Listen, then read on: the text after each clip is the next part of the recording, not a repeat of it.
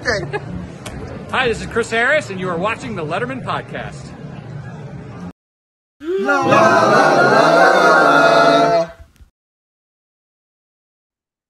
Welcome once again to the Letterman Podcast. My name is Mike Chisholm. I am stoked. Mark Malkoff is back, and I would be stoked if Mark Malkoff was back no matter what. But I am even more stoked because Mark Malkoff is not just back here as a guest on the Letterman Podcast. He is back in the podcasting world, and that is an extremely exciting notion. He is doing, he's expanded out. So as you probably know, if it's your first time here and you haven't seen this before, obviously Mark Malkoff is, I'm excited about this because he was the host of the Carson Podcast. The Carson Podcast was absolutely an amazing body of work that is still out there. I highly recommend those who are aficionados of late night and want to know about the reverence. Everyone sees this reverence for Johnny Carson. Conan's got it, and Letterman's got it. All these people have this amazing reverence for Johnny Carson. Well, Mark Malkoff went out and he just chased his dream and created this body of work that is, in my opinion, the definitive anecdotal archive of the Tonight Show with Johnny Carson and many of the tangential relationships around it. So if you're a Letterman fan, there are a ton of amazing Letterman related Carson podcasts. So I highly recommend going back to that. But now let's go to the present. So 2 years ago, right as soon as he finished the run on the Carson Podcast, that's when the Letterman Podcast began. Now Mark Malkoff is back. His batteries are charged and he is back with a new podcast called Inside Late Night. And I am so excited that he's teamed up with latenighter.com. We've been talking about them a little bit. We want to promote latenighter.com as much as possible. Please sign up for their newsletter as well. I had a meeting with Jed when I was coming back from LA. That's going to be on our LA recap episode number 3, I believe. I'm going to talk about that. But at the end of the day, Mark is taking this formidable knowledge that he has inside of him, this freakish knowledge that he has, and body of experience too, and has expanded out from Carson and is doing an entire podcast on late night. I am so excited to have you back. Mark, you are my brother from another mother. You're my podcasting cousin. I'm so happy for you and that you're back in the podcasting game. I've listened to the first 2 episodes already. The Spike Ferrison one I've listened to twice, and I'm so happy you're back. How does it feel to be back in the podcasting world? Thanks, Mike. Thanks for having me back. It feels strange. I mean, it's been a year and 8 months, and it wasn't until that I let the announcement came that I suddenly felt just this love and relief and just that this is a good reason that I'm coming back. A year and a half away from anything, it's an eternity. And I just wasn't sure if I came back, especially doing something that wasn't just Carson, how people would respond. It feels great. Like I've always, for years, wanted to talk to Spike. I just couldn't really justify having him on the Carson podcast. So there wouldn't been enough. But he was like the guy that I had. I mean, you can tell just, I mean, that my mind just goes just hyper focused to hopefully things he doesn't normally talk about. I tried to get in for every episode I do, try to get things, new things or things that are rarely talked about out there. And both of my first 2 guests, Rachel Dratch and Spike, have been phenomenal. But yeah, Spike's Dave stories amused me to no end. I gotta ask you this because one of the things I love in life are foxhole buddies, people that are around that can totally relate from their perspective. When Rachel said to you, wow, she said it, I think twice or 3 times in the episode. She said, wow, you've really done your research. You really know your stuff. Is there any more music to a podcaster's ears than when they say that, when the guest says that to you? It's really nice. I don't really think about it too much. It is. I mean, I sent Rachel a clip, a newspaper thing I found of something, but to me, I just feel, I don't know, anxiety not having those things and just hopefully just, we've talked about this, respecting the guest enough to do as much research as I can to try to not give them the same cookie cutter questions. Yeah. I'm not going to ask Rachel Dratch how she came up with Debbie Downer because she's talked about it so many times. I'm not going to ask her about The Lovers with Will Ferrell. Same thing. I Yeah. mean, it's easily Googleable, and she's answered it. I've interviews just forever. So trying to just take a different approach to what interests me, and hopefully, yeah, it's questions they haven't been asked, and going to places that hopefully they may have forgot about because it was so long ago, but bringing them back to things that again that nobody really knows too much. So yeah, we'll see what happens. But I've recorded, I think, like with 5 or 6 guests so far. Okay, so can you give us a preview? Who have Yeah, you recorded with? sure. I was with Robert Smigel. We together. I've known him since I was 17. I was Ooh. with David Cross. And yeah, we talked about his one and only Dave appearance. Was on with guest host Ginny Garofalo, his friend, but he did one Dave. So we talked about that. And then I was with Rob Corddry. We talked about his 2 Dave appearances. Hmm. Trying to think. I have some scheduled ones I don't want to mention until they're done. Okay. But I mean, those are some of the people that I've recorded with so far. That's fantastic. We want to do a deep dive into the guest hosts on Late Show because that's a fascinating piece of history on the Letterman side of things. You know, it was funny when we talked to Morty. And I don't know, I don't think you and I talked about this since in your last appearance or not. One of the things that he kind of dropped was there was a point where Rosie O'Donnell was going to be the permanent guest host for Late Show with David Letterman, and they kind of backed away from it at that point because at that point, um, the attitude of you don't give up the chair for anybody Are you was. sure? Sorry. Go ahead. Are you sure it wasn't because I have been told Rosie O'Donnell was quoted as saying that she was being considered by NBC for the permanent position of Leno's guest host on Fridays, and so you're saying is that both shows wanted her to be the guest host? I'm saying before her show because about there Yeah, was an exodus of some Letterman people who went over to Rosie's yeah, show and whatnot, and so sure. No, I there was remember. talk around in that area of there was Wow, talk. I know I thought that was a okay. that's So you him. and I didn't talk about this the last time. That's the thing, they blur together. They all this stuff as you know get all this information from people, Sure. they blur together. So you and I haven't talked about that before. But the decision ultimately was, you know, so it was a strong consideration at that point. They were really leaning in that direction.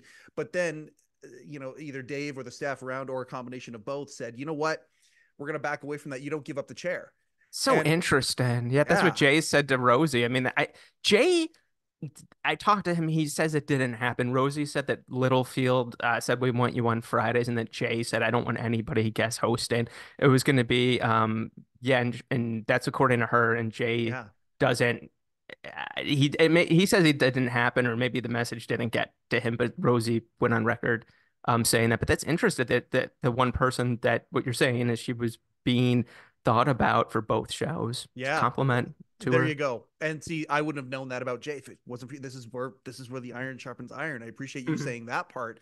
Uh, so, but then that being said, there were guest hosts for Late Show, and it was when Dave, during his Hard episode, and also during Shingles, there were times where there were guest hosts on Late Show. And the Jeannie Garofalo one, the Norm Macdonald one, with Tom Snyder, I thought was absolutely amazing. Tom Green did it, and I mean, I want to have, as far as I'm concerned, every single one of these people I want to have on the show to talk about this stuff. David Cross must have been a fantastic conversation. He was. I mean, I was there when Janine guest hosted the show, and I have an episode at some point. It's going to come out that I recorded before the pandemic in front of a live audience where I had Janine because I was going to do something like this, but I wasn't sure. Yep. Test it out, and she talked about guest hosting the show. Yeah, David Cross. I mean, I told him I have the date. This is how nerdy I am with comedy. I know the exact date we met. I was 20 and he was 32. This was when I was a sophomore in college, and I remember where we met, and it was a pretty wild night. Not in terms of dr drinking or alcohol or drugs or anything. It was just wild where I wound up because he took me along with him. I had met him on the street, and I was a huge Mr. Show fan. Yep. And at the time, it was the first season that only aired, and nobody really knew about it. And we kind of hit it off, and yeah, it was that we talk about that night, and then I talked to him about his Letterman. He doesn't know why he was not asked back on Dave, but we talked about he does have a guess. So probably gonna ask Don Giller if I can look at the episode or something just to see. But it is one of those things where, yeah, David, I had a lot of questions, a lot of yeah, Mr. Show. And we talk about Saturday Night Live too, because he auditioned and met Yep. with Lauren and stuff. I mean, he has talked about that somewhat, but I had some other questions about it. But yeah, David Cross was definitely high on my list that I wanted to talk to. So he was really nice. You've done a really good job right now of sort of showing how you've broadened from the Carson viewpoint into, you know, late night as a genre itself. You've done a really really good job of just basically summing up your podcast, because you talked to David Cross about all of the different late night experiences from the different franchises that he was a part of. You certainly did that with Rachel as well, and Spike as well. I mean, a lot of SNL came up in that episode and whatnot. Is it freeing for you to be able to kind of, because you have this immense knowledge and breadth of experience too. Oh, You've thanks. touched a lot of these shows personally throughout the last couple of decades. Is it freeing for you to be able to kind of talk about stuff outside of Carson? It is. It just really depends on the person in the show. There's definitely names with certain shows I don't know how interested I'd be in, or if I'd be. I'm going to be more opinionated in the show, and I just want to be very careful with some of the people I talk with some of the shows. But yeah, it's definitely more freeing. I mean, my specialty is Saturday Night Live. I know Yeah. more about SNL than I do Carson going into it. So it's gonna be SNL. But like, listen, I've invited guests already from like the Steve Allen, Jack Parr, Carson.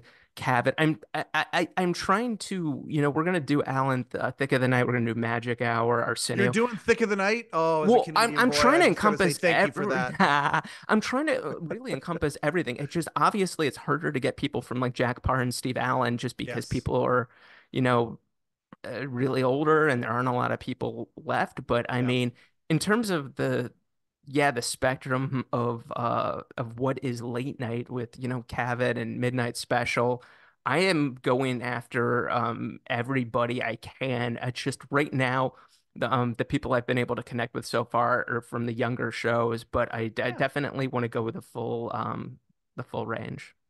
Yeah, it's so great. And I got to tell you, Jed Rosenzweig, I shout out right now. I am so grateful for latenighter.com.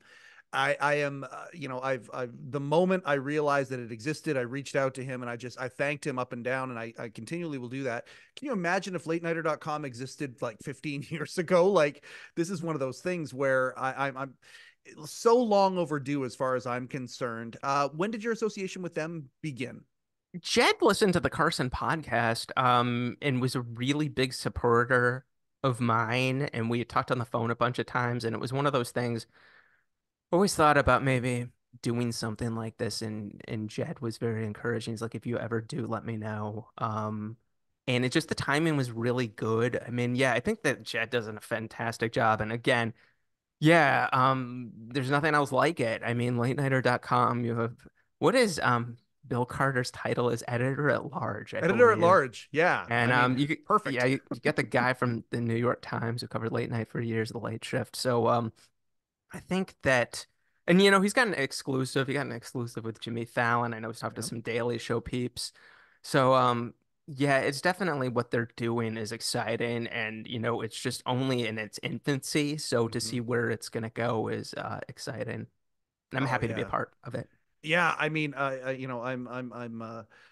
I've thrown myself at Jed many times, and we met in person about a week and a half Nice. ago, and it was so cool. He's such a great guy, and listening to him, talk about and want to preserve this stuff, but also be a trade, like to be like the variety, except of the trade publication for the late night genre and all the happenings within the genre.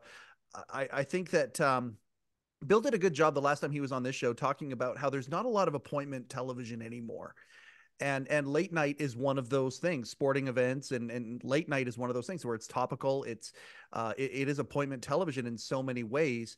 And the fact that it's being gathered together and curated, both on the business side, but also the historical side and all the other things that like you're talking about that, as it does grow from infancy forward, it's just really, really exciting. Late night nerds like us, again, I just wish this thing was available, back in the day. It's Yeah, long overdue. yeah, agreed. I'm just glad that somebody that they did it. I mean, yeah, definitely, it's one of those things where just to be able to go to the ratings and see who's going to be coming up on the shows and Yep. just yeah, I mean, just the highlights of everything. I think that yeah, they're just doing a fantastic job, and yeah, I'm happy to be able to talk to people.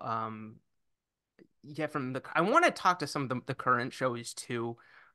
There's definitely I've reached out to some of that as well. It's definitely you have some overlap. Like I talked to Alex Bays for one of my other podcasts that I don't do anymore, and he was at Saturday Night Live for like 10 years, and then Mhm. he's at Seth Meyers and integral to that show. I mean, after Seth, he's the most valuable person and stuff. So you have certain people that have been around that I think are just going to be great to talk to that are current writers and great to talk to some current hosts. I'm definitely going to knock on some doors. We'll see. Never know. In Carson podcast, I never expected the thing to go more than 7 episodes. We went to almost 400. I talked to about 400 people, and it was like the biggest people you could imagine. And I had no idea it was going to happen. It would if somebody would have told me, I don't know if I would have believed them that I was be talking to who I was and going into living rooms and homes and being invited. But we'll see. Well, and you're preaching to the choir on that. Like, again, same thing. I've said this. I say it probably once a week to somebody. I'll make this statement. If you would have told 25-year-old Mike that he would, be friends with Robert Morton at some point, I and know. have these amazing conversations with some of these amazing people. And I mean, I say Robert, but I mean also like Will. I actually I hate even naming one or two of them because I'm leaving out a legion of people who I actually consider, and they consider me a friend now. And I'd be able to have these conversations and be able to take the shine of the show and spot it on them, and put it out there. It doesn't matter if it's for hundreds or thousands or whatever. It doesn't matter where this thing goes. I've already won because I've been able to have these conversations. It's already like a life victory. It's the most amazing I'm thing in the so glad world. to hear that. Yeah, I just found a photo of Morty and myself when I just had moved to New York when I was 18. It was so funny. I'm in front of like the Sullivan entrance, the office entrance. Yeah, it just never. Yeah, I'm the same way. It's just like I can't believe. Yeah, full circle and Well, and I'm so everything. happy. I'm so happy for you that you're still doing it. Let's talk a little bit about Carson stuff. Sure. That Carson book's finally going to come out. Yeah, Bill Zemi. Bill told me it would never come out. Yeah. Um, yeah, it was definitely surprising to me just because he told me I don't know, he had like 30% done. Yep. And yeah, I guess yeah, I don't really know much about it other than I know the gentleman that his Tate took over from Esquire, and I know it's Yep. coming out in November, but I don't really know that much. Other than yeah, I mean definitely I think he didn't talk to Dave Letterman. I know that, but I think it seems like he probably talked to almost everyone else. So yeah, I'm gonna be the first one to buy it. I can't wait. Yeah, well, I'm right behind you, and that was my sort of around the corner way of asking. I know you're involved in a super secret Carson project, and I can't talk about it, so that was my kind of way of going. Oh, hey, the book's coming out. Hey, Oh is this the yeah, thing that you're I'm doing? looking forward to. I am working on a Carson thing. As soon as I'm legally, not legally, but I'm told I can talk Yeah. about it, I will. But yeah, I've been working on something burned out of my mind for a couple years now. But we'll see. But it's tangible and I'm proud of it and it's good. It's just oh man, a lot. But yeah, it's great. Like I that feel like Carson's still relevant. I just saw that like I think it was Brooke Shields was just on Fallon and Fallon was asking about her going on Carson. I don't know if they showed the clip and Yep. stuff, but love when the late night shows host bring it up and just like an Unfrosted, which was I number one know. on Wasn't that great? Netflix with Wasn't a that beautiful and Johnny unfrosted? Carson. Yes. Yeah, yeah. I mean, it was big time, and so I get a kick out of that. Yeah, when stuff like that happens and stuff, and Well, Carson's still it, around, so. It's weird because listening to Dave's episode on Strike Force 5, going around the room talking to them, say, well, okay, yeah, you all were any of you on Johnny's show? And talking to the big five hosts of the day, and hearing, and it seemed like almost like it was news to Dave. But the audience also, and that's the one thing about Dave that's so beautiful, is that he many times will project the viewpoint of the audience, the broad viewpoint, and saying that, oh yeah, well, were any of you on Carson? And all five of the hosts of today, no, none of them really had an encounter with him. Yeah, And that is a true. weird, that's a weird place to be. And it's part of the thing that I assume with you, and certainly for me as well, makes me tick inside of wanting to build that bridge and create that level of knowledge for the generation that's here. Like, this is the biggest star of the world of the day. And now the big five talk show hosts out there, that connection is, it's getting further and further and further away. So It is. Yeah, I guess Conan wasn't on that, right? Because Conan met Carson twice, but he wasn't on that yeah, with them. no, that's that he wasn't on Strike Force 5. Yeah, The Simpsons, and then I think he met him at another time as well, but The It was Simpsons one is the one 90, he likes to talk about.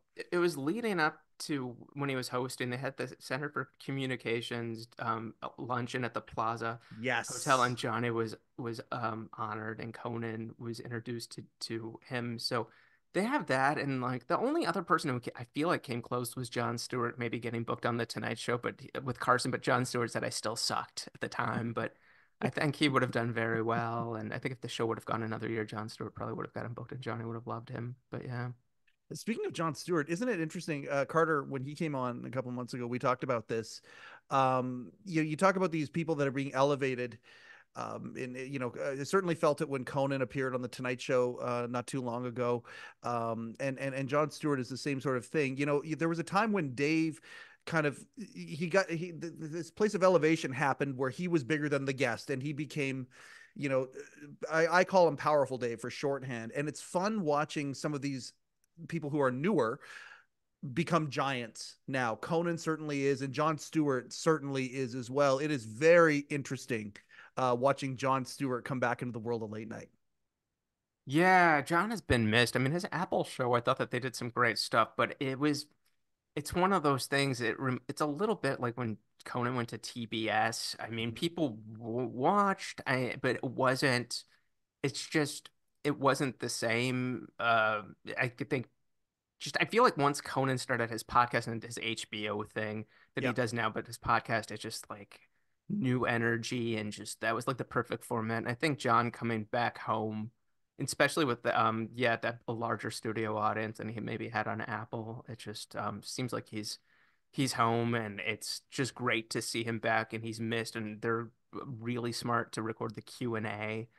Which was always my Yeah. favorite part about going to those shows. If somebody would ask me to come over, the Q&As were always really great. I mean, every show I've ever been to had the Q&A other than Fallon doesn't do it because Carson didn't do it. But well, Mhm. Fallon during in the middle of the tapings now will do it, but I'm talking about like pre-show and stuff like that. But Yeah, I went to Kimmel a couple weeks ago. Kimmel yeah. doesn't do it either, but he does do in the first commercial break. He'll come out and do an interaction with somebody in the audience. Yeah, he used to the first bunches of years he would do it before the show and then Rickles said, "What are you doing?" You because he was doing it because Dave Letterman would he knew Dave would come out before the show. So and then Rickles was like, "Why do you want to do that? You're messing up the momentum. It's like you want to be shot through a cannon." So and Kimmel's like Rickles was absolutely right. So yeah. The Yeah, it's funny. You talk about the homages that these people have for that in particular, the Q&A. I think about both Dave and Conan have something in common.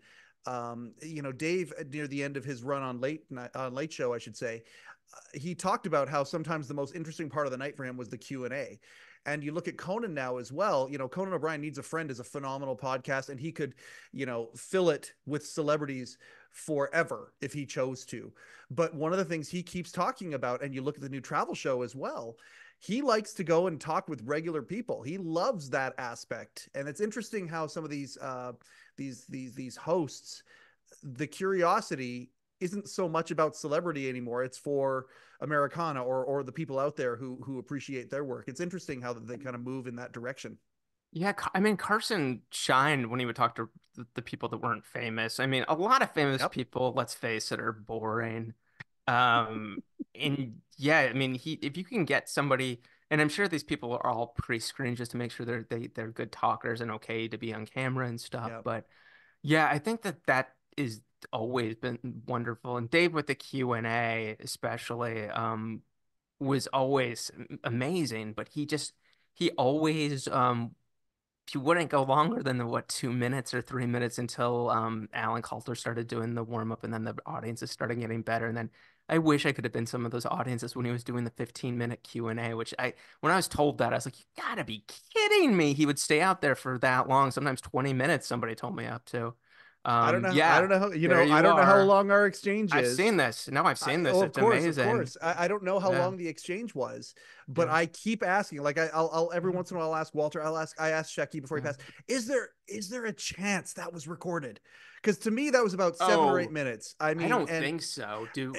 he said on the house cameras probably, but Really? whether it was kept is the other thing. Like it might have been recorded that Uh, night and then potentially it probably not probably, archived and certainly yeah. not cataloged. It's Like probably somewhere, but knowing Dave, I mean, they were going to release a DVD set a decade or two ago and it's all ready to go and they had the right. art and everything. I think, yeah, I don't know. Maybe something will change and stuff. It just seems reluctant sometimes for things like that. But I'm just glad that the last bunches of years he had so much more fun out there than he was before with the audiences being good. I mean, that was always the number one criteria was the audience for him, and I think probably for most hosts, but definitely um, yeah, with him. It's interesting. I was at Kimmel, and I was at the season premiere of the season premiere of Frasier happened while I was down in L.A. And Chris Harris, who was a writer for Dave, is now the EP on Frasier. And so I was so grateful he invited me to the taping while I was down there. And it's interesting watching. I actually got the guy from Kimmel, the audience warm up folks. And it's interesting watching. I was at Colbert a few months ago, and then comparing it to the Kimmel experience and comparing it to the guy who kept the Frasier audience just at a high level throughout the entire taping. Like it was very interesting to see the different approaches that these people would make, and it made me think back to Dave and how Alan Coulter. I loved his warm up. I thought it was really good. But then Dave really became that guy. I mean, the indoctrination began, of course, with the audience coordinators as you're coming in. Like, I think with Late Show, I don't know of another experience that was like that, where you were really prepped before you even entered the audience chamber. But Dave was really the guy. Everyone was so happy to see him when he would bound out without the jacket. He would have the microphone in hand, and he was the one that really put the finishing touches on that. It's very interesting to see how audiences are warmed up for these shows. It is. I mean, Paul Mercurio at The Daily Show is the best I've ever seen. He's Yeah, relentless. Well, I would just say if you were there, he's relentless with getting the audience being like, this is how loud you have to be with your laughter. And he did the same thing with over at Jon Stewart. And it's like when people, oh, I have to laugh at this because he did the thing where it's like, say, ha, yeah, right? Did he do that yeah. with you? He Ha. did. Yeah, Colbert. He, Yes, he absolutely. would do that whenever he came over to substitute, the audiences were always amazing. And he is so relentless with getting the audiences just do a really loud laugh and feel responsible and guilty if they don't. He is the best I've ever seen. So yeah, you have him and then the sitcom tapings. I don't know how long Frasier was, but some of those sitcom tapings take 5 hours. Yeah, it was They about 3 hours. shouldn't. It was about 3 hours They that night. really shouldn't. So Yep, that's more like the long game. So that's like a different approach in itself. But yeah, I mean, it was fun. Like you had the Eddie Brill and Wally yep. Collins, and then you had Bill Shaft. I think I saw everyone but Wally. I never saw Wally do it, but I knew Wally and I haven't seen him in a while. But yeah, everybody have doing like their own thing too. Yeah, I never got to see Wendell do it on the old show, but I saw on NBC, but I got to see Shaft and he did a really good job. Well, yeah, I was going to ask about Chef. That's one we don't talk about very Yeah. often. How long did Chef do it for? I think he might have taken over from Wendell in like maybe 90 or something. Okay, so it Something was, like that. yeah, I was so it was there in early on. 92 and Chef no, I mean I've talked about this probably or maybe not. But yeah, he would talk about you talk about there was a bit about like the homeless in New York, and it was like on like the on a tour bus, and it was like almost like the tourists, like for homeless people who are on the bus. This is bad now to think about, but like Sure. maybe like it's like look at the tourists, or like looking at it as like an animal on a zoo, like a zoo kind of, and stuff with the different people and stuff. And he did, I could be getting that wrong a That's little bit, great and then material. No, but that's it great material because yeah, the majority of the audience are from out of it town, did obviously, well. And right? then So he said like I can always tell if it's a we can always tell here at if it's a good audience. One, clap if you're out of town. Okay, clap if you're New York. Clap if you're over this age. Clap if you're under this age. Clap if you find the TV show Full House hilarious. No one would clap, and he'd say, "We have a good show." That was their determination. That was his determination. If no one clapped when you found the TV show Full House, and he substituted that for Family Matters once I saw too, very strong. hilarious. And Yep. that was Bill. But yeah, with his unlit cigar, wearing the suit, and the NBC show. Oh my goodness, when such a like that tiny studio and Dave coming up right in front of everyone, it was just that was just amazing. That was the best.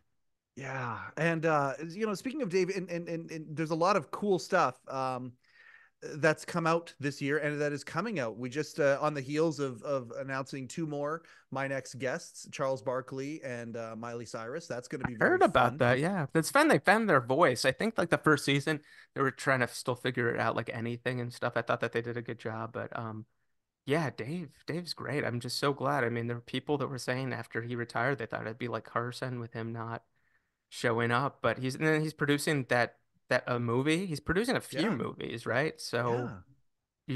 yeah, it's great that he's doing another season and showing up on Mulaney's show. And I think the Colbert thing is just great because I knew when Steven asked him to be, this is my understanding, to be a guest when like before Steven launched, and Dave's just saying it was too hard to come back, and just Yeah. I never thought he would, but I mean yeah, I'm just glad that to see him back there and that his old home. Did So you and I talk about Stevens and my exchange during the Q&A before? I don't think so. No, Okay, tell me so I about haven't it. told you that. Okay, No. so on Strike Force 5, the episode that David Letterman appeared,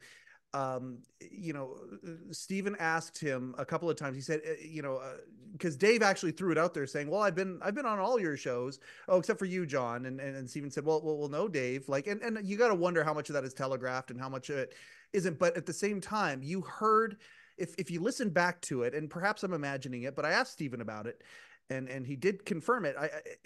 You hear Steven go, "Well, Dave, I haven't you haven't been back to the Ed Sullivan. Would you be open to coming back to the Ed Sullivan Theater?" And you could feel the trepidation in the voice, whether or not it was pre-planned that he was going to ask that or not.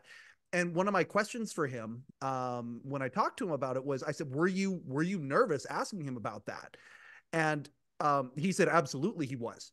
He was totally nervous about it." And I got to tell you, I really want your opinion on this because I think about Dave's return to the Late Show, and that night, and it felt like a big time moment. It was the entire night. Like they scrapped the first act comedy piece. It was literally Dave giving Dave 3 or 4 segments or whatever it was.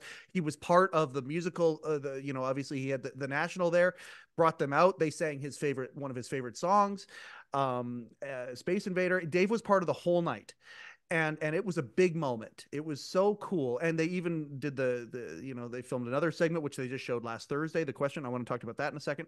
um that felt like a big moment, and it was huge. It was so good.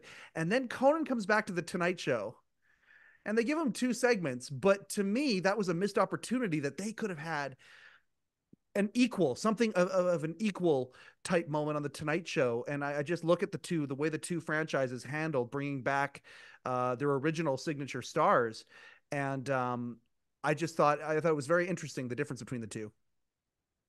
Yeah, I never really thought about it. But yeah, I mean, the Conan thing was fun, but yeah, it definitely, I mean, it got media coverage, and Mm-hmm. it was fun that he was back, but you're right, it didn't have the same thing. Maybe I guess because Conan, I mean, because Conan was he got the Tonight Show for 10 months or 10 something like months. that. But just the Yeah. fact that he had for 14 years, he was in the studio across the hall. Yeah, I don't know, other than I enjoyed for both. But yeah, for the Dave thing was like it was one of the first times in a long time that I was like, I 100% need to watch this when it happens, and it was amazing. The only show I know that I don't think Dave has done at 11:30 is Fallon, right? Is it because it's the Tonight Show? Is it? Do you think it's just strange maybe for Dave to go back to the show that he wanted so bad? It's still called the Tonight Show. It's still in the same.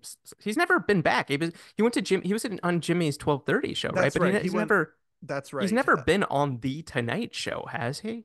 No, I don't think he has. No. I don't think he has since Carson, and it's interesting too because Paul and the band has been there, and it's and I loved that night too. That was a beautiful, It beautiful moment. was. I hope they get to It do was that again. fantastic. I hope they Yeah, do too. It's one of those things where I mean, Leno invited Dave to come back, wanted him to be a guest on the yeah. Tonight Show before he left, and Dave wouldn't do it. And I just don't know if Dave has this thing where it's like the Tonight Show was my dream still, and I just don't want to go back.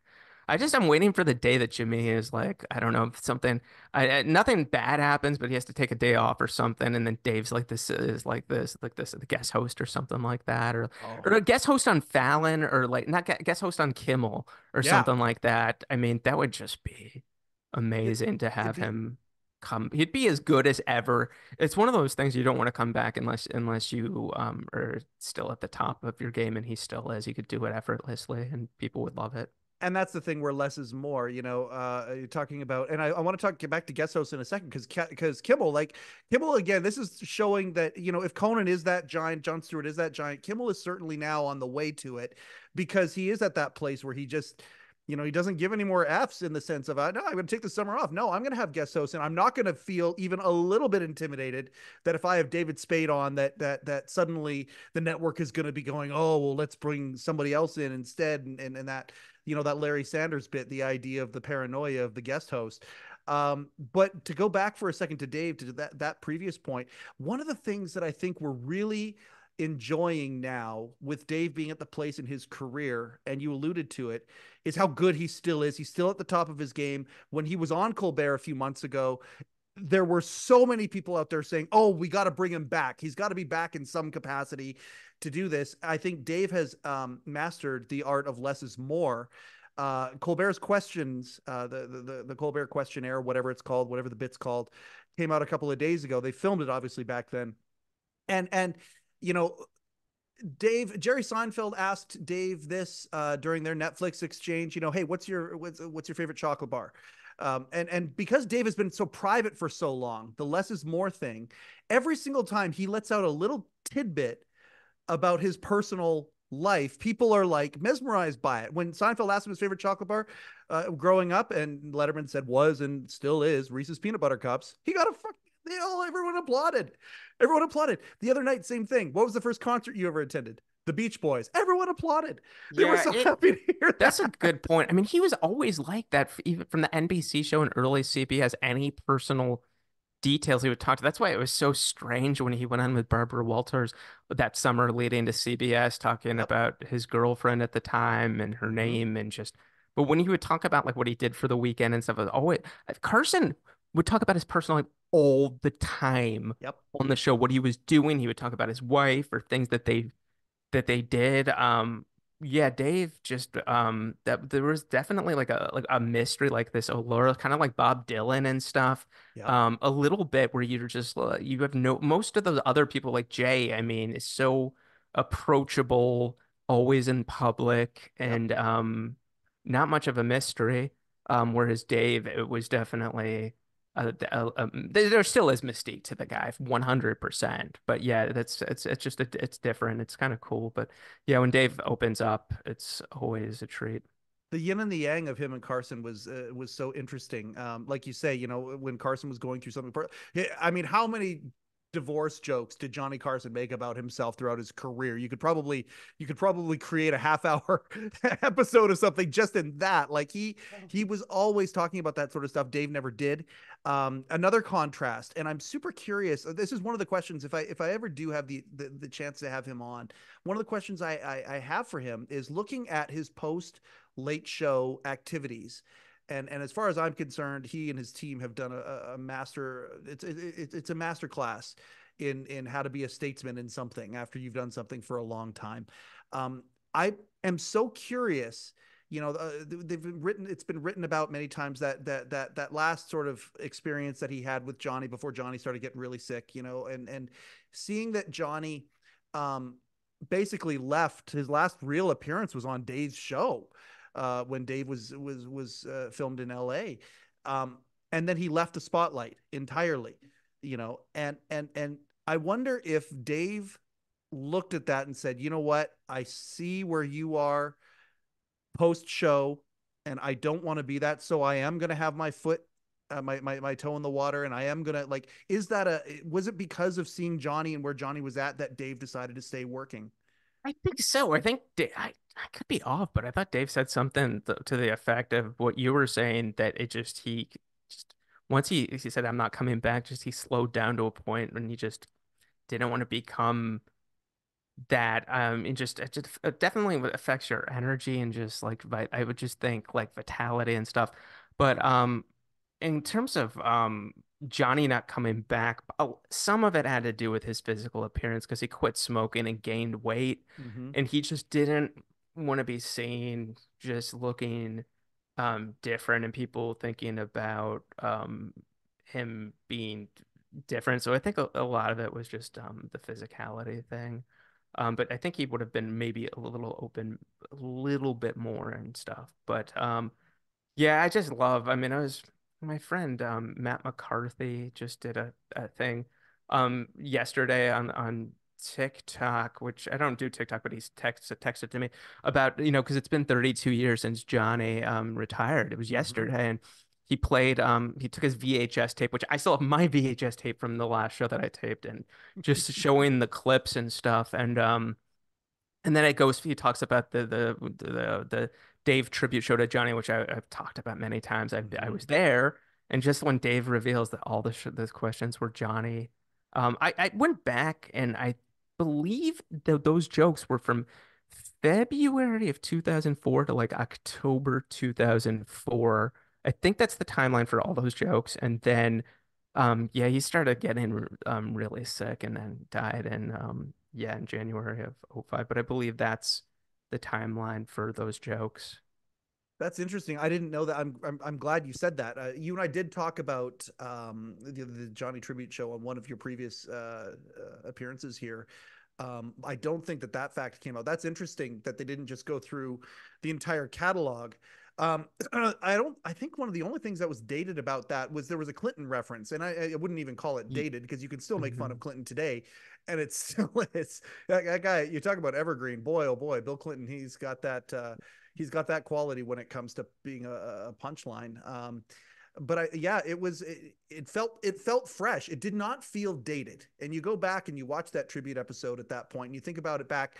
Obviously, it's dated now because it's 15 years or 18 years or whatever it is since then. But even back then, it didn't feel dated, and it was so sweet the way that he did reveal that at the end. Oh man, up in the stands, just like tearing up. I Yeah. mean, I could feel that energy there, and it was I'm kind of glad that Dave was on vacation at the time, so they had a little bit more time.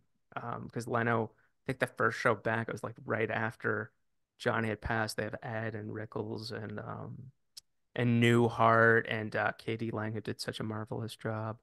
Mm-hmm.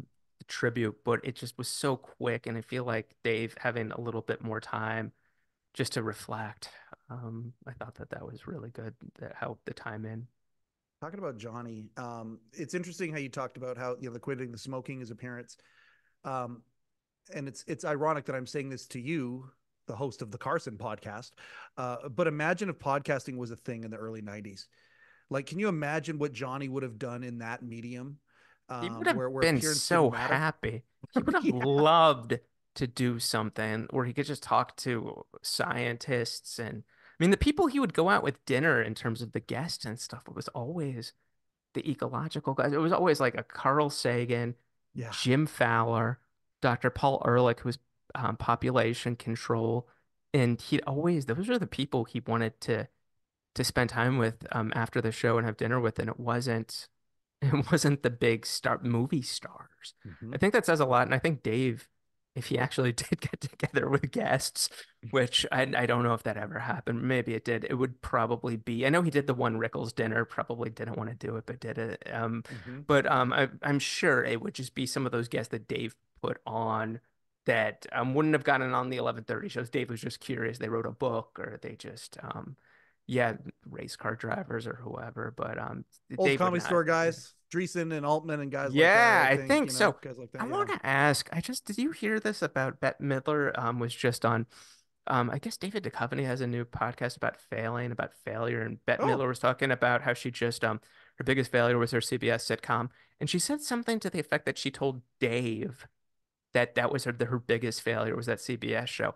And in my head, I'm like, unless I'm completely wrong, and I don't think that Bette was ever a guest on Dave's show. I mean, she did yeah. the film festival, but she wasn't in studio with him as like a sit down guest. I could be off, so I was like, all I remember is Dave insulting her on the show when Goldie Hawn was on. Yep. There it was a yeah, I don't I'm not gonna say what yeah, but Goldie Hawn was such a great guest. Like, okay, anyway, yeah, yes, that was. she I was remember the great. episode you're talking about. I I'll just totally. say it. So she comes on and she's like, I think they were just in the middle, either First Wives Club just wrapped or it was coming out or it was that. And he's like, what was it like working with Bette Midler? Did she try to steal your donut at all or something like to that effect? And I'm just like, so I'm guessing there's something going on between Bette Midler and Dave, or just Dave's like she's never gonna come on. I don't know what it was, but I just thought that that was interesting that Midler said that she told Dave that. And I was like maybe talk to the Dons or something, but I didn't realize that she ever was on. And she went on Charlie Rose and was talking about the Clinton jokes after the whole Lewinsky thing. And Yep. she didn't name Dave's name, but she's like, I don't think the Carson would have been doing that some of the other hosts are. I mean, he's definitely talking about because there's no other hosts other than Leno and Letterman at the time, but I think she was more referring to Dave about that. But yeah, Talking about the interesting. idea, yeah, no, it absolutely is. Actually, next time I talk to Will, I'll ask him about that as well. He'll have an interesting thing because Will Lee played with her early on in his career. He toured with back in the day, Yeah, and she's interesting. Fast. I mean, in terms of talent, oh my goodness, and love talking to the people that worked with her that knew her, and still tell me it's not the easiest thing to be friends with her, which I yeah, think well, is but trailblazer, and I think uh oh, absolutely, somebody who absolutely. does that though many times they have to be, if you're the tip of the spear, you got to be sharp. You know what I mean? Like, and she in many ways was the tip of a spear. In her and Sandra Bernhard, I think would be also an apt comparison as well. You have to have a bit of an edge to you if you're going to be trend setting and you're going to be breaking new ground, and certainly Bet is one of those people that could be that and had this you know it's so funny again the contrast, the yin and the yang of Dave and Johnny. In my opinion, the Bette Midler moment for Carson, which was unbelievable, and to this day, if I watch that, say if I watch the last Tonight Show with Johnny Carson, and I watch, I have a little bit of time before that segment. I don't just sit in and watch that segment, but I watch maybe the segment before, and then it comes back to Bet. I tear up every single time. If I can put myself in the moment, I tear up every single time. You know what I do it for with Dave? Adam Sandler. It's so funny Oh, when that Adam Sandler got Sandler, up and sang the that song, song, there is no better men than our I hero still David sing Letterman. that sometimes. I I can't get that still out of my head. Yeah, My goal is to one yeah. day have him on this show to sing that damn song. It is No, that was such such a a beautiful beautiful song, and it was a that beautiful moment. Yeah. that was his And he middle said the his truth. He Midler told the moment. truth what everyone else was thinking. I thought Yes. that that was yeah phenomenal. And it Um, was funny, but it also made you yeah, you like it made you yeah. cry, and You it's so those cool. yeah those Those two things moments. can't be. They cannot be manuf. Whenever I've seen talk shows try, like Chevy Chase's first show with Goldie Hawn trying to manufacture that, and it's whenever they like force it, and it does not work No. Or at Norm all. Macdonald would be the other Yeah, comparison, that's but it wasn't a another song. one. It wasn't a song though. But Yeah. if you're talking about somebody who comes up and does a set, Uh-huh. and I mean from the moment he comes out, I don't want to mean to brag, but me and Oprah are making the same money tonight. Like that was just, and then to go into that, 8 minutes or whatever it was, it might be in my opinion, it might be one of the greatest stand-up talk show appearances ever. I And love it. Yeah, the whole story of it. Apparently, the night before bombing, he was not doing well. It was either that or the day before that, going out and just the set was bombing and he was nervous out of his mind. And Norm is like the coolest. I don't know. Whenever I saw him panic once at SNL, when Update didn't do well. But normally, if like he was just either way, he's like, I don't care. But just the fact that I mean, it's Dave and he yeah, does care beyond, and that it played so well, and that's so Norm. It's like it's like the performance is there, he just knocks it out of the park. But you yeah, that let's was go back to amazing Inside Late Night for television. Yeah, absolutely, yeah. absolutely. I want to go back to Inside Late Night for a Sure. second here because you've already done it. You've already sort of alluded to some Norm stuff in the 2 episodes that have come out. Oh yeah, we're I gonna do can't more, a lot more. outsaid. Yeah, There you go. You took the words right out of my yeah. mouth. I hope that that is a rabbit hole. We talk about Norm a lot on this show, obviously, There's and yeah, yeah. that's a rabbit I hole was you're going to go down. there's there's themes. There's just things that but all the shows that just never been talked about, but definitely within the realm of Norm.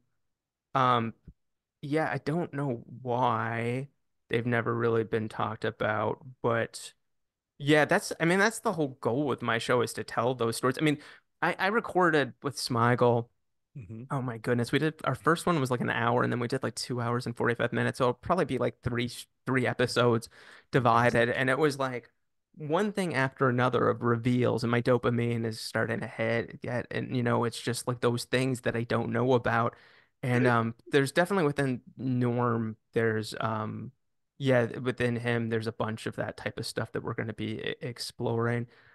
Definitely SNL stuff that it's just amazing to me, baffling to me that the show is so been covered and that there's stories there that just have never, that are so big that have never really been touched or talked about. I don't get it. So doing that and then, I mean, listen, I would love with Letterman to get Barry Sands, and I mean, is that's his name, right? Like Barry the Sand. yeah. Yeah. I asked him to do. I tried to get him on. I haven't heard from him, but like I would love to talk about things that hopefully don't get talked about much. That people, it's hard to get people on that don't that haven't talked already. But he'd be one person. Because you haven't talked to him, have you? I mean, he did like a So college thing. you and I can have a conversation off. Oh, okay. So yeah, there's stuff there, but Okay. I hope you get him. there are also impediments as I well, get it. and No, and I'll talk to you that's about what that. But happens all the time with the Carson podcast. You just never know yep. what's going on in people's lives and their stuff. But yeah, he's like the one person I'd want to talk to. Like I'd love to talk to Jude Brennan, but there's no way that's gonna happen. She's not gonna Yeah. talk to anybody. And then No. the only other person I'd really want to talk to, but I don't see it happening is Lori Diamond. I think other than Dave, Lori would probably be my number two. You know, it's Uh, funny. I reached out. I don't even know if she got the message or not because it was based on an old contact info that Checky gave me. But I I threw it out there saying, look, I would love to have an episode with you just about the jackets. Nothing more. We'll just talk about the jackets because I know how the design of those things were so. They were actually pretty meticulously. Like they were made with love. Like my wife, I talk about my wife. She cooks with love, and that's the intangible ingredient, right? It makes her food so good. And those jackets were made with love, and everything that Lori did on that show was like, I mean, to the nth degree of what she put into it. She put everything into the dedication that she had. But I even said, if we want to, put a fence around and just make it to one subject, I'll just have you on and we'll talk about the jackets. I think I that'd would be a lot of fun. We could I go an would hour love. easily about that. Yeah, I mean, she definitely like one of the high up people told me she was basically running the show, running Dave for years and years and years. And yeah, I mean, she definitely would be amazing. Did you have any experiences with her when you worked there? I um I had just she was in my office just once and Okay. she was nice to me and I saw her a couple other times and she was always nice. They got us I think they bought us lunch once which was a big deal and they sent down something and Laura's like you work hard, you should get some and um she doesn't know that I worked hard, but she assumed right, I guess. I tried to work hard, I don't know, but she was nice to me. And then like I just remember back in the day at the NBC on the audience waiting on the seventh floor should come by and say hi to everybody and introduce herself and Mhm. business card. And she's always was helpful. I was like, how do we get tickets to the CBS when you guys move over? And she's like, here's my business card. Just send me. Yeah. So and then I would love to talk to the Stangles. I don't Me know if too. they would talk. Um, there was definitely, it wasn't easy for them. I don't know if we've talked about this. I mean, there was, you're there, they were there for so long and trying to keep Dave happy, which we all know is a challenge. Hmm. I'd like to talk to them. I don't know if Me that would too. Me if too. that And me. have you asked them already? Have you Oh asked yeah. them? Oh yeah.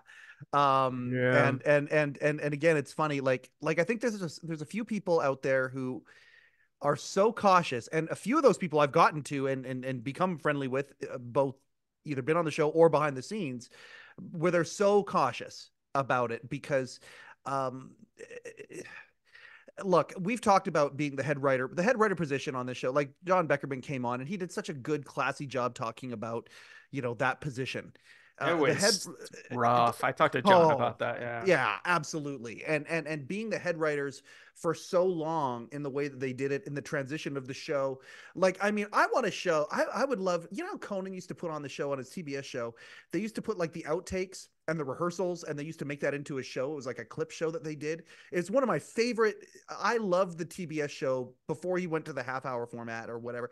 I really enjoyed that. And He one of the did a things I phenomenal job on that. Yeah, yeah. I would watch a show of the Stangles during rehearsal, where one of them's behind Dave's desk and they're and That's they're true. blocking the show and all that. They Yeah. just released a clip of something about that on, I think That's Walter great. released it on the Letterman channel, I think Ashley. Of the Stangles doing The that? stang of That's one of the Stangles interesting. behind the desk, and they were prepping for something, and Yeah. it might have been one of the Stangles that actually released it. But anyway, it's I would watch a show of that because I Get mean, behind the scenes stuff is always oh welcome. And yeah, they were there. I mean, I got there when I was there in like 98, 99. They were already there, had been there like a year or two, and then they stayed up until almost the end.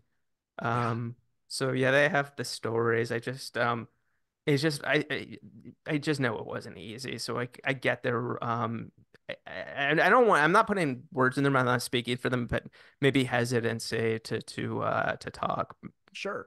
to either of us. I don't know. I'll certainly invite them at some point and maybe they'll talk to me. I'm not sure, but definitely in terms of longevity and holding that gig, it's remarkable that they did it for that long.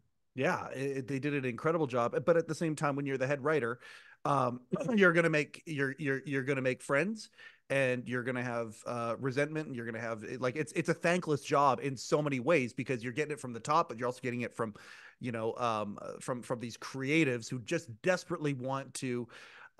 Well, please Dave, please the show, get something on, and these are Sure. creatives at the highest level in all of these departments, and you have to say no to so many people for so many things. It is a really really tough job, and It's true. it's interesting to hear the perspective, but also I can see why those folks would be so guarded. But when you got guys like us who just want to know, like, let's talk about the good Yeah. stuff. We don't necessarily have to talk about the salacious stuff. We could just celebrate the stuff. Yeah, I just not even like I don't care much about the salacious stuff. Is No. more of just the process of how they did it. And definitely I am interested in just like the a little bit of the backstage about how I mean tough that the gig was and stuff like that and just maybe their dynamics. I feel like it could be talked in a certain way where it was because I've done this before with people and stuff where just kind of just talking about it without making the stuff personal or anything. Yeah. I don't know. I think that the fact that yeah that they were there for that long. I hope they end up talking to you. Yeah, for sure. In terms of yeah, it's amazing that they did it for that long. And I remember seeing maybe one of them previously at a sketch show when I first moved to New York. One of them was doing I think been Eric, I forget and stuff, but it was their dream to work there and just the fact that yeah, they were there for that long. I hope that they talk us. Have you talked to Rodney at all? You talked to Rodney, right? Rod Rothman? Rothman. Not Yeah, have you yet. talked to Rodney? Nope. Rodney's great, He's on the list. but I need him too. he can He's definitely speak to how tough the gig was. I mean, I think he was only there for maybe a couple years at top. I can't even imagine to be 20 freaking 25 and just to be have that gig and stuff. But as, as far as head writers, let's see. O'Donnell, Donick, and John, yeah, Matt Roberts, that's it, I and think. then we got the Stengels in the middle and Rod Rothman. No, no, because Is I'm somebody Joe else Joe there? Toplin. Toplin's coming on. We're gonna have Joe Toplin on here. Oh, was Toplin Uh, the head writer for the CBS show? Wow, okay. at I'd for love a to get little any of that. while. For a little while, Yeah, they brought him in, amazing. and Yeah. so that's another interesting. Yeah, It's Toplin's interesting. great. Yeah, absolutely. I can't wait for that. And a brilliant mind. Talk about another one too. Like it's funny the head writer position, and then the other one too, the monologue. Chef, I still hope one day to get Chef. I've still got hope that he'll come on one day. Oh, Chef is Um, I phenomenal. know. Like, Oh, I I just know. love the fact it took him like he was so persistent. It took him like 7 years or whatever it was to get the gig. But Yep. opening remarks, I mean, oh wow, it's not. What talk about being specialized and people that can knock that out, like Mulholland Berry and Chef Yep. and Chris Belair. There's certain people that just yeah, So not a lot of people could do that. the episode that was going to come out today, which is now bumped till next week sometime, is I spent a bunch of time with Gabe Abelson Oh, good. Yeah, because yeah. Gabe was there when uh, I was there. I loved Gabe. yeah. He was the nicest, and yeah, he got some great stuff on. Yeah. Oh yeah, and just talking about, we went through some of the keepsakes because I'm a big show and tell guy. I love that stuff. So we went through his apartment, some of the keepsakes that he has, but then he told a bunch of process stories, and he's been on the show here before, but it's different, the in person thing, and I want to get back to that with you in a second, and talking about Inside Late Night. But Gabe, yeah, just the monologue writer.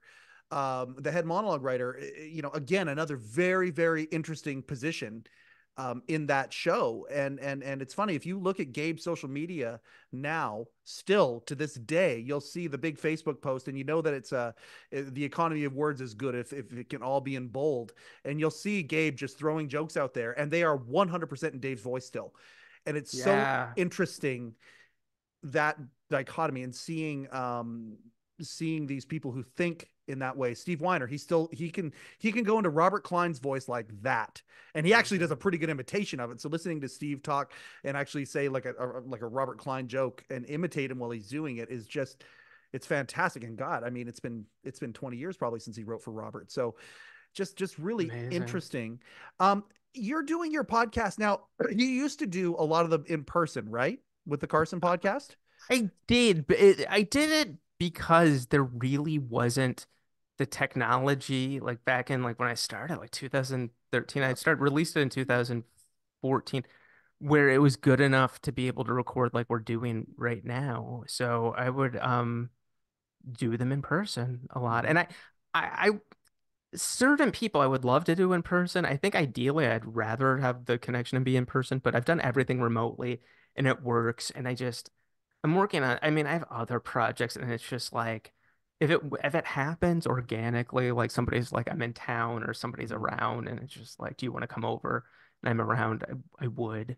But yeah, as of now, haven't done any of them in person. And I listened to them both on the Apple platform. Are you doing the video for the Spotify and all that as well? Like, is it going to be like what we're doing here, or is it going to be straight up audio? We've recorded some video. I'm not really sure what we're gonna do. Some of it, we're just starting, so some of it didn't record some of the guests and stuff. But I think we'll be doing some stuff with some video. Um, yeah, we'll see what happens and stuff. But I would like to branch out a little bit on that. I'm excited about it. I'm really excited. You and I are doing this at the same time. Oh yeah, no, I I'm appreciate it. stoked. Oh God, I Yeah, am so stoked about this, Mark. yeah. Thank you. And Yeah, like it's so great. And again, like late nighter, and it feels like a family is forming, whether it becomes an official family or it's just cousins to each other, foxhole buddies or whatever. Um, I love that we're keeping this thing alive and we're I celebrating do this thing. too. Yeah, there's definitely Dave people I want to talk to. Like, I don't know if you talk to Andy Kindler, but I'd like to talk to him Oh, just I've about reached out on Insta, but I haven't gotten his. Yeah, I would love have to have you. Andy on. Yeah, Yeah, he'd there's be great. certain people that Because am I, you know more than I do about this, but is there anyone else that Dave would send on remotes that was an outsider, that was a comedian, that was just a stand-up that Dave would just like send out I like don't think that? so. I don't think so either. I I would don't think love, so. Like might have been earlier. yeah, I don't because I don't earlier think on he so. did most of his remotes himself. He didn't do it or Yeah. sent Calvert somewhere or sent He might have done maybe Elliot with maybe. one or But two if, but I'm not aware of it. But yeah, I'd like to talk to Kindler. I'd love to talk more talent coordinators. I know that you've Amy talked Sedaris to. would be one that would be close to that. I would think because Yeah, I mean, he sent Amy Amy a couple would be great. places. I've met her before and we've corresponded and stuff. When I worked at the Colbert Report, she was over there a bunch of times because she's good friends with Steven and they started together in comedy. Yeah. But yeah, Sedaris, I think you're right. He sent her on Would a be couple of things like when they did the yes, 4 a.m. yeah, show, that the was great. 4 That a.m. was show for yeah, sure. So that there's probably an example of sort of, but not the way that he did with Andy though. Andy was yeah. he was Did you ask Resnick? Did you, Adam? Did you ask oh my Resnick? god, I just reread Adam's book again. It's Oh so god, he is funny. so it's so funny. And I I want to just, ask, oh, I've yeah. got so many questions Have you about asked? him. I haven't reached out to him. Like No, again, this neither have for I. I want me, to. it's a contact, as you know, it's a contact info thing for me. It's just a Yeah. matter of I've just let it sort of happen organically, Oh, and sure. organically, I've been able to put out at least one episode a week from the very Sure. beginning, and the contact info just sort of comes in. You've helped a couple of times with that, so thank you for that. Yeah, no, it's nice when that happens with the contact info. When I started with Carson, that's exactly what started happening. People Yep. started just giving me stuff, and it's already we the news that this thing came out was just a couple days ago, and I've already had people um Falling at your feet. I hope that's what it well, is, people want to be because guests. Nah, I mean, there's some people that already are like, if you need a guest, and I've worked for this many shows and stuff, so that's nice. I mean, yeah. it's not what I expected. I mean, the fact that like I've been asked to be in. I mean, what Thursday we're recording Yep. this. My thing came out Tuesday. I've already been asked to be interviewed 4 times on shows, and you were one of them. And I was like, really? You want me back? This is so nice. I didn't expect it. It made me feel like $1 million, and I just all the hard work getting this thing ready when just like I don't know if the people are going to be happy that are excited at all for this and if this is if I'm just sometimes the comeback is just I don't want to say this is a comeback because it's different enough than what I do with Carson, just the fact that people have welcomed me just with so much warmth and stuff and enthusiasm means a lot. Yeah, the thing that, and I don't know if I'll have eventually the same kind of regard that you do, but one of the things that you inspired me for is that you did the Carson podcast with no outcome except for the process itself, I and I had think, zero. I didn't think anyone would talk to me. I had yep, didn't Yeah, that's what you're doing, and it's amazing how many people. You should ask Chris Elliott, not to.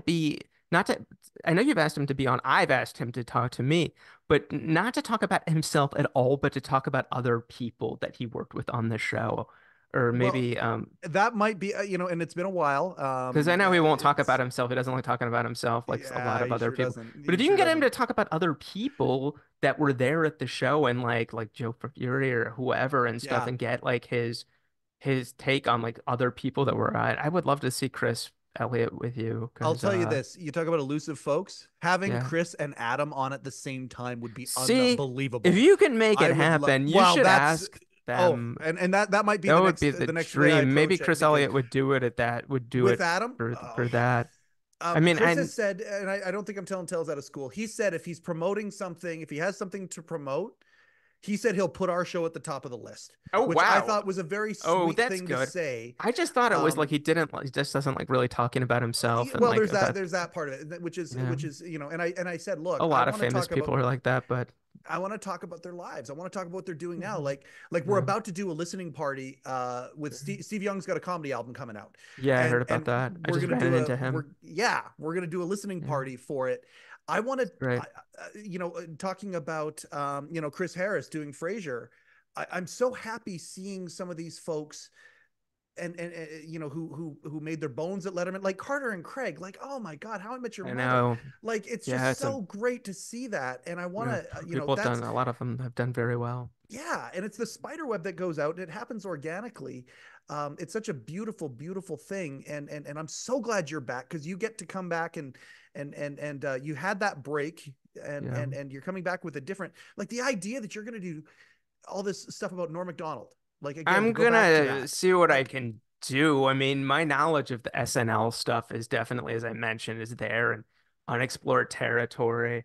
I do want to go on record that this is the filthiest I think I've ever been on any podcast saying the word frickin', and only because I'm exhausted and I've been a little under the weather. So I think it's just that. But I know for me, people make fun of me that I would mute the swearing and stuff, but I always wanted my thing to be family friendly. yeah. So like, because people would say that they would listen with their kids in the car and stuff. So this is me. That's the edgiest I've been, and I didn't mean to do that. So, No, but yeah, it's so just me okay, being but the tone, is that going to change? Like, is that like, no, what's I it going to don't look like think when so. you have, Well, okay, I don't know. We'll see what's gonna happen. I mean, I've like, you get Chris definitely Rock on, if you get Chris Rock on, are you gonna censor Chris Rock? I don't know. I always my rule was always like if it can get on network television, I'll keep it on. But like it was always the stuff that we took out was that you couldn't say on Dave's show, you couldn't say on anybody's show. Yep. And I wanted to do it network television, kind of like keep it to that. But we'll see what happens on something like this. I mean, it's if it's some from somebody else's mouth, perhaps maybe we'll be a little bit more tolerant, but I try to be clean in terms of my what I say and like Gaffigan Yeah. Regan-esque. Nate But Bargatze, for that matter. yeah, yeah. So but we'll see. I mean, yeah, just you know what it's like the podcast thing is just somebody told me it's a pretty known well TV writer that they're like when I before I started the Carson podcast, they're like, Mark, this is going to change your life. Because I wasn't sure if I was going to do it. And they're like, you got to do it. This is going to change your life. And it Hmm. really did. And I Yep. feel like the same thing happened with you. And Oh yeah, it's in process. you It's have amazing. people like if people listening ever, if you have any thing in your head that you want to start something like this, I highly recommend. And Mike can be a witness to this, and I would think he's going to agree.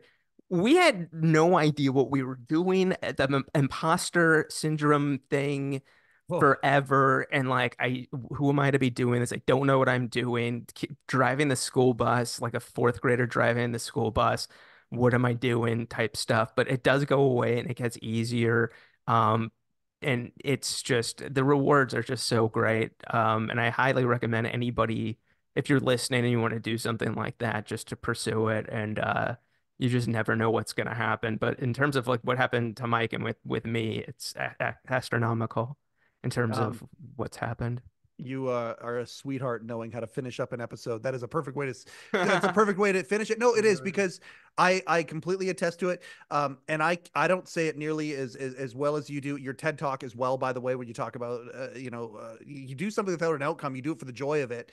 The sentiment you just expressed right now, and boy, don't worry about the outcome. Just enjoy the process, be present during the process, and see what happens, see what it develops. Could not agree more.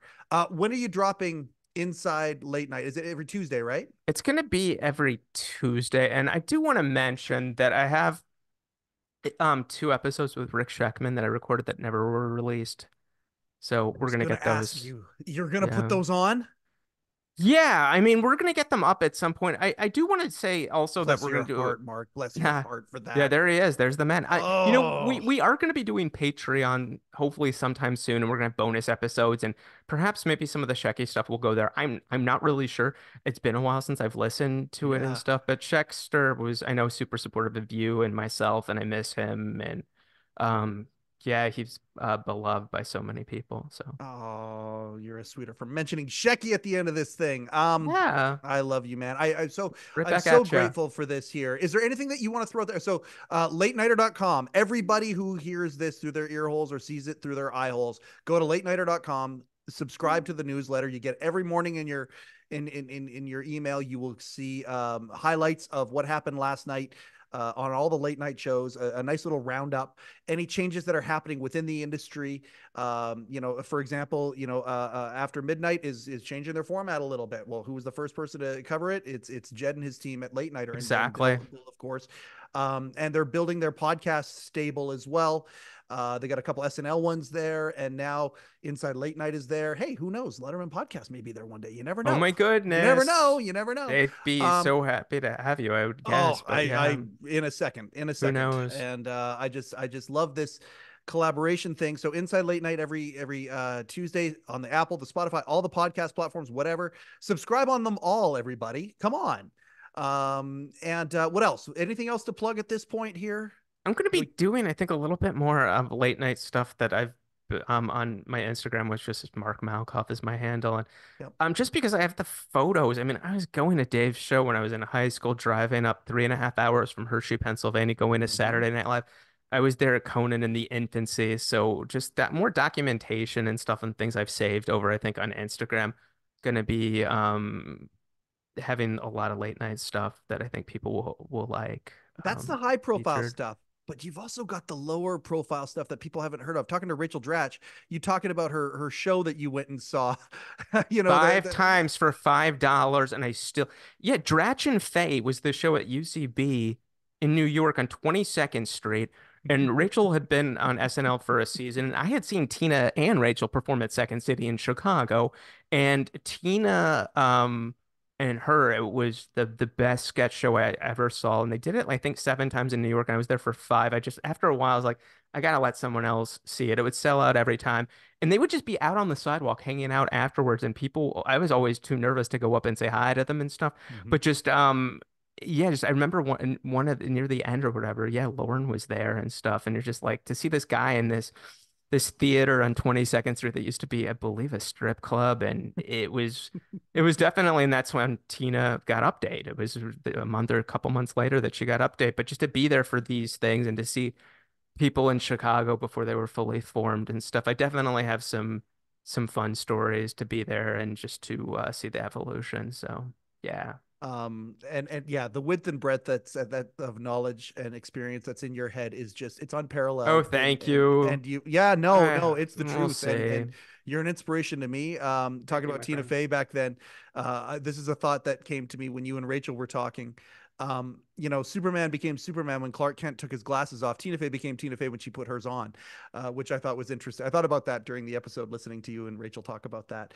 It was very, very interesting how these things evolve. It's amazing watching you evolve and what you're doing. Oh, You will thank you always very have a much. faithful supporter in me, not I just me, really but our appreciate it. show as well. And Thank anything I you. can do to help you, absolutely anytime.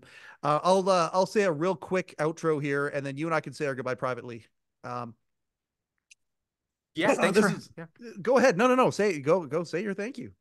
Thanks for having me on. No, it's great to see you. And you messaged me yesterday, I think, which was like the day after I released, and have me on so soon is really, really kind. I appreciate the encouragement and the support.